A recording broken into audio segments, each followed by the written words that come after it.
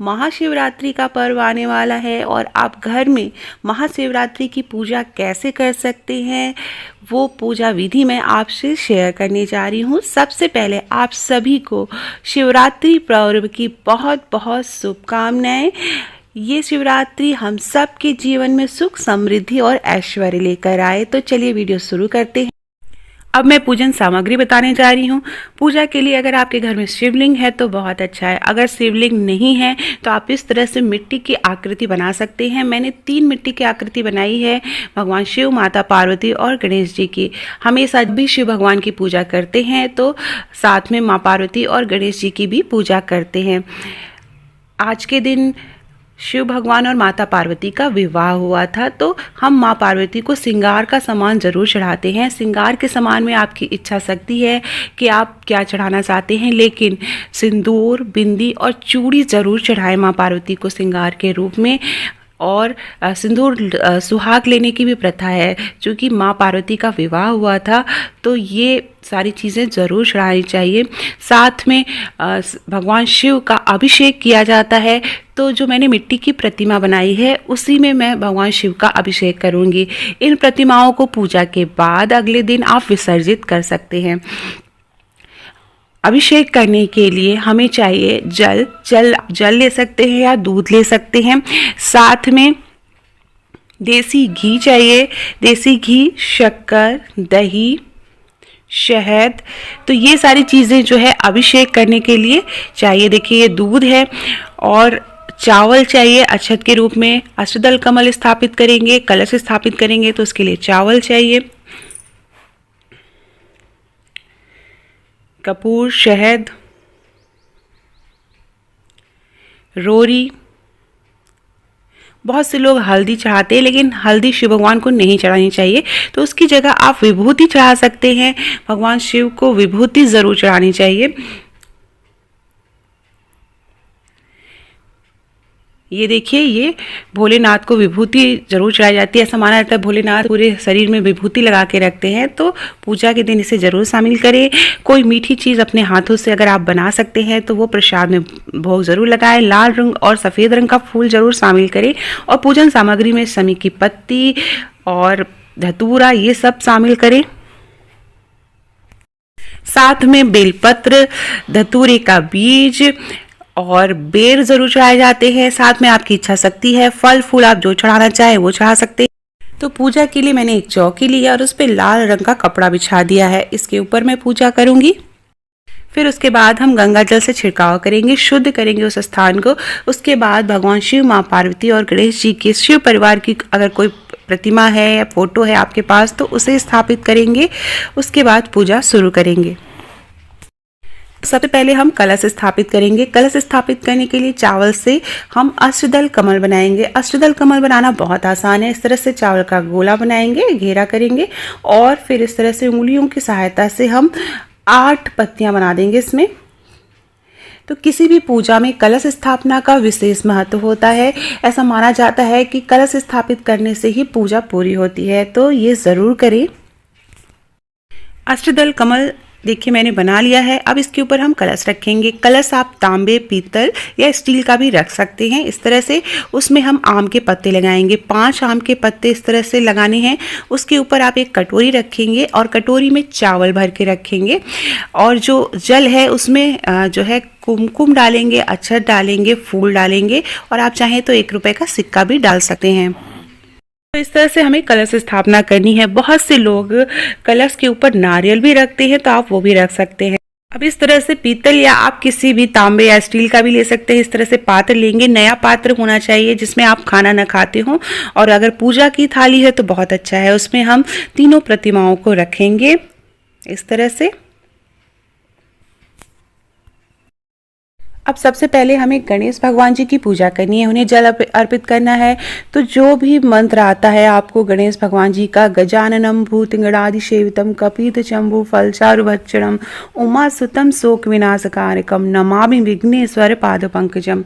तो भगवान गणेश जी को याद करते हुए सबसे पहले सर्वप्रथम गणेश जी की पूजा करेंगे। उसके बाद हम शिव भगवान और माँ पार्वती की पूजा करेंगे। तो सबसे पहले हमें जल अर्पित करना है गणेश भगवान जी को। उसके बाद हम अभिषेक करेंगे शिव भगवान जी का। तो जल अर्पित करने के बाद हम दही चढ़ाएंगे, दही से अभिषेक करेंगे और एक एक करके हम सारी चीज़ें से अभिषेक करेंगे। देसी घी, फिर शक्कर, फिर शहद और फिर स्नान कराएंगे दूध से। अगर आप दूध से स्नान कराना चाहते हैं, नहीं तो आप जल से भी स्नान करा सकते हैं। दूध या जल जो भी आप भगवान को अर्पित करें उसमें आप गंगा जल ज़रूर शामिल करें, थोड़ा सी कुछ बूंदे गंगा जल की ज़रूर डालें। तो एक एक करके भगवान शिव का हम अभिषेक करेंगे। सच्चे मन से जब भी हम पूजा करते हैं तो हमारी प्रार्थना भगवान ज़रूर सुनते हैं। और इस शिवरात्रि को विशेष योग लग रहा है, तो इस शिवरात्रि पर अगर हम विशेष पूजा करें तो हमारी जो भी मनोकामना होगी वो ज़रूर पूर्ण होगी। एक बात का हमेशा ध्यान रखें, जब भी आप घर में कुछ विशेष इस तरह की पूजा करें तो बच्चों को ज़रूर शामिल करें, इससे बच्चों में भी अच्छे संस्कार आते हैं, पूजा पाठ में उनका भी मन लगता है। उसके बाद अभिषेक करेंगे, स्नान कराएंगे, दूध चढ़ाएंगे और फिर अंत में हम गंगा जल या जल अर्पित करेंगे भगवान को। अब उसके बाद हम कुमकुम लगाएंगे। भगवान गणेश को सबसे पहले कुमकुम लगाएंगे, उसके बाद जो हमने कलश स्थापित किए हैं वहाँ पे कुमकुम अक्षत चढ़ाएंगे। जो प्रतिमा हमारे सामने रखी है उनकी पूजा करेंगे, उसमें भगवान शिव, माता पार्वती, गणेश जी को हम कुमकुम लगाएंगे, अक्षत चढ़ाएंगे। जो हमने प्रतिमाएं बनाई हैं उनमें भी हम कुमकुम और अक्षत चढ़ाएंगे। माँ पार्वती को कुमकुम की जगह सिंदूर चढ़ाना है, वो अभी हम बाद में करेंगे। तो इस तरह से जैसे आप पूजा करते हैं उसी तरह हम पूजा करेंगे। पूजा करते समय ओम नमः शिवाय, ओम गणेशाय नमः का उच्चारण जरूर करते रहें, मंत्रों का जाप करते रहें। भगवान शिव को विभूति जरूर चढ़ाएंगे। उसके बाद हम फूल माला अर्पित करेंगे। माँ पार्वती को सिंदूर चढ़ाएंगे। सिंदूर आपको अच्छे से चढ़ाना है क्योंकि आप पूजा के बाद आपको सुहाग लेना है, तो चुटकी भर सिंदूर जरूर चढ़ाएंगे। भगवान गणेश को भी आप सिंदूर चढ़ाएंगे। माँ पार्वती को सिंदूर चढ़ाते समय आप 5 या 7 बार सिंदूर चढ़ाएं। जो सामने फोटो है उस पर भी लगाएंगे। कार्तिकेय भगवान जी की भी पूजा की जाती है, जैसा कि मैंने बताया शिव परिवार की पूजा की जाती है। भगवान गणेश को दुर्वा चढ़ाएंगे और भगवान शिव को हम बेलपत्र चढ़ाएंगे। बेलपत्र में आप विशेष ध्यान दें, 3 पत्तियां साथ में होनी चाहिए और कहीं से कटी फटी नहीं होनी चाहिए। छोटी छोटी पत्तियां हो तो अच्छा है। 11 या 21 इस तरह से बेलपत्र चढ़ाना होता है। फूल चढ़ाएंगे भगवान गणेश को। माँ पार्वती को लाल रंग का फूल चढ़ाएंगे। भगवान शिव को सफेद रंग का फूल चढ़ाएंगे। जो सामने प्रतिमा रखी है वहां पर फूल माला चढ़ाएंगे और जो हमने कलश स्थापित किया है उनकी भी पूजा करेंगे, वहां पे भी हम फूल चढ़ाएंगे। तो इस तरह से सब हमें अब फूल अर्पित करना है। उसके बाद भगवान शिव को धतूरा, समी की पत्ती और बेर, जो भी चीज़ें आप पूजा सामग्री आपको किसी भी फूल की दुकान पे मिल जाती है शिवरात्रि के दिन, तो वो सारी चीज़ें आप ज़रूर चढ़ाएं, पूजा में शामिल करें। धतूरे का बीज हमेशा खोल के चढ़ाना चाहिए। जितने भी आप बेलपत्र चढ़ाएं तो ओम नमः शिवाय का उच्चारण करते हुए चढ़ाएं। हो सके तो बेलपत्र में आप कुमकुम ज़रूर लगा के फिर चढ़ाएं।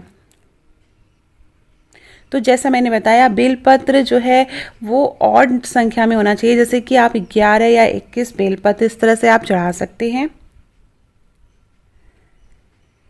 तो भगवान शिव की पूजा में बेलपत्र का विशेष महत्व है। इस समय धतूरे के बीज मिलते हैं, धतूरा ज़रूर चढ़ाते हैं, धतूरे की पत्ती चढ़ाते हैं और जो भी फूल कनेर का फूल होता है वो चढ़ाते हैं। शमी की पत्ती चढ़ाएंगे। तो सच्चे मन से पूजा करनी है। इस तरह से लाल रंग का वस्त्र आप भगवान को पहनाएंगे इस तरह से। इसके बाद माँ पार्वती को श्रृंगार का सामान चढ़ाना है। जैसा कि मैंने बताया, आपकी इच्छा पे है। बिंदी, सिंदूर और चूड़ी ज़रूर चढ़ाएं। ये विशेष है, सुहाग का सामान है। बाकी आपकी इच्छा है, जो भी चीज़ें आप चढ़ाएं उसे आप बाद में किसी सुहागिन को या पंडिताइन को आप दान दे सकते हैं। इसके बाद जब पूजा हो जाए तो प्रसाद के रूप में एक बिंदी आप खुद लगाएं और चूड़ी यहाँ से सुहाग के रूप में ले सकते हैं। उसके बाद दीपक जलाएंगे, घी का दीपक जलाएंगे या आप तिल के तेल से भी दीपक जला सकते हैं। धूपबत्ती जलाएंगे, अगरबत्ती जलाएंगे और पूजा करेंगे। दीपक जलाने के बाद आपको जो भी पढ़ना है, जैसे चालीसा पढ़नी है, शिव चालीसा पढ़नी है, माँ पार्वती की पूजा करनी है, भजन कीर्तन करना है या कोई मंत्र आता है, कोई जाप करना है, तो वो आप कर सकते हैं। उसके बाद आप आरती पढ़ेंगे। अगर आप शिवरात्रि का व्रत हैं तो शिवरात्रि व्रत कथा ज़रूर पढ़ें। तो शिवरात्रि की व्रत कथा है, माँ पार्वती और भगवान शिव की विवाह का प्रसंग है पूरी कथा में, तो आप वो ज़रूर पढ़ें या सुने। उसके बाद भोग लगाएंगे। भोग में कोई मीठी चीज़, फल फूल, जो भी आप आपकी इच्छा शक्ति है वो अर्पित करेंगे। केला, सेब और कोई मीठा आप खीर बना सकते हैं, या कोई भोग या प्रसाद या लड्डू, मिठाई जो भी आप बना सकते हैं वो आप अपने हाथों से बना के भगवान शिव, माँ पार्वती को ज़रूर अर्पित करें।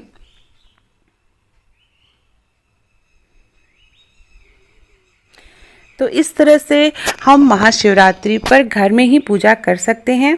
आरती में घर के सभी लोगों को शामिल करें, मिल के आरती करें। उसके बाद आरती सबको दें, भगवान को आरती दें, उसके बाद सबको आरती दें। उसके बाद अंत में क्षमा प्रार्थना करेंगे।